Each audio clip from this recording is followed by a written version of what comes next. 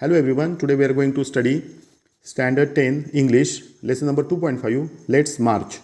Now, this lesson is actually a speech delivered by Kailas Satyarthi on the eve of Nobel Peace Prize of 2014.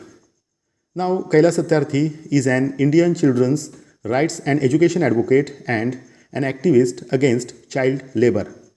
He founded the Bachpan Bachao Andolan in 1980 and has acted to protect the rights of more than 83,000 children across 144 countries.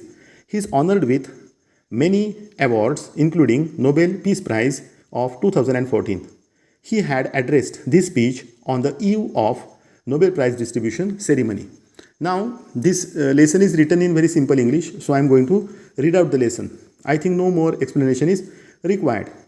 My dear children of the world, your majesties, your royal highnesses, excellencies, distinguished members of the Norwegian Nobel Committee, dear brother Tom Harkin, brothers and sisters, and my dear daughter Malala. From this podium means from this stage of peace and humanity, I am deeply honored to recite a mantra from the ancient texts of wisdom, Vedas. This mantra carries a prayer and aspiration. Aspiration means strong will and a resolve that has the potential to liberate humanity from all man-made crises. Let's walk together in the pursuit of global progress. Not a single person should be left out or left behind in any corner of the world, from east to west, from south to north. Let's speak together. Let our minds come together, learning from the experiences of our ancestors. Let us together create knowledge for all that benefits all. I bow to my late parents, my motherland, India, and to the Mother Earth. With a warm heart, I recall how thousands of times I have been liberated, each time I have freed a child from slavery. In the first smile of freedom on their beautiful faces, I see the God is smiling. I give the biggest credit of this honor to my movements, Kalu Kumar, Dhumdas and Adarsh Kishore from India and Iqbal Masih from Pakistan, who made the supreme sacrifice for protecting the freedom and dignity of children. I humbly accept this award on behalf of all such martyrs, my fellow activists across the world and my countrymen. My journey from the great land of Lord Buddha, Guru Nanak and Mahatma Gandhi, India to Norway is a connect between the two centers of global peace and brotherhood, ancient and modern. Friends, the Nobel Committee has generously invited me to present a lecture. Respectfully, I am unable to do that because I am representing here the sound of silence, the cry of innocence, and the face of invisibility. I represent millions of those children who are left behind, and that is why I have kept an empty chair here as a reminder. I have come here only to share the voices and dreams of our children, because they are all our children. I have looked into their frightened and exhausted eyes. I have held their injured bodies and felt their broken spirits. 20 years ago, in the foothills of the Himalayas, I met a small skinny child laborer. He asked me, is the world so poor that it cannot give me a toy and a book instead of forcing me to take a gun or a tool? I met with a Sudanese child soldier. He was kidnapped by an extremist militia. As his first training lesson, he was forced to kill his friends and family.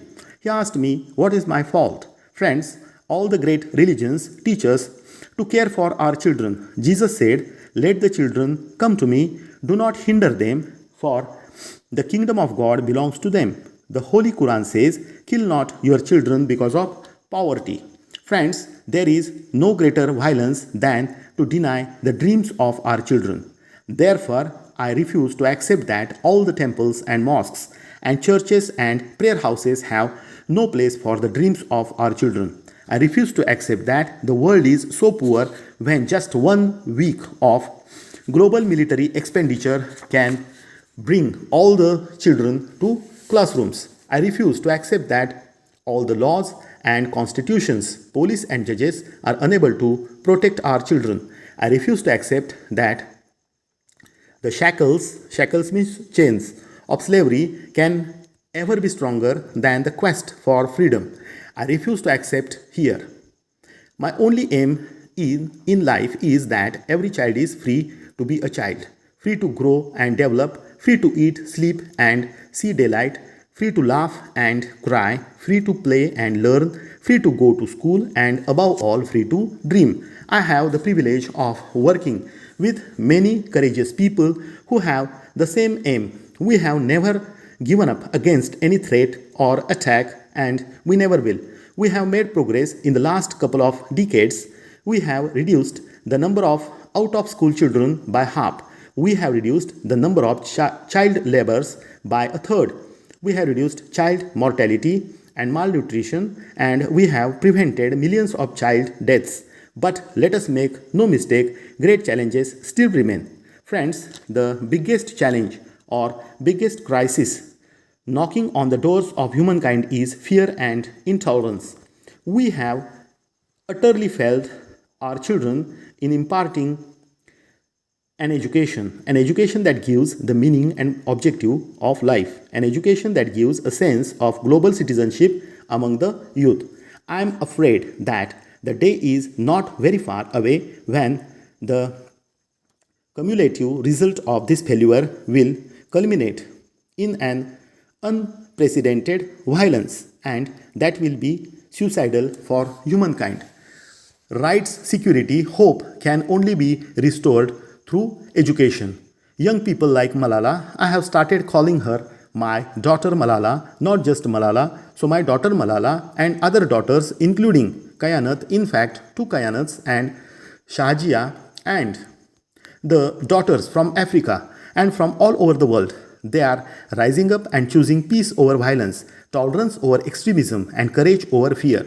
The solutions are emerging, but these solutions cannot be found in the deliberations in conferences alone and cannot be found in prescriptions from a distance. They lie in small groups and local organizations and individuals who are confronting means facing with the problem every day, even if they remain unacknowledged, unrecognized, and unknown to the world. The solutions are with them. So in this way, I have read the very first part of the speech, and I expect you to read out the same speech loudly to improve your reading skills. This lesson is written in very simple English, so I think there is no need to explain the lesson. As you go on reading, you will be able to understand it. Okay, so thank you very much. Wish you all the best.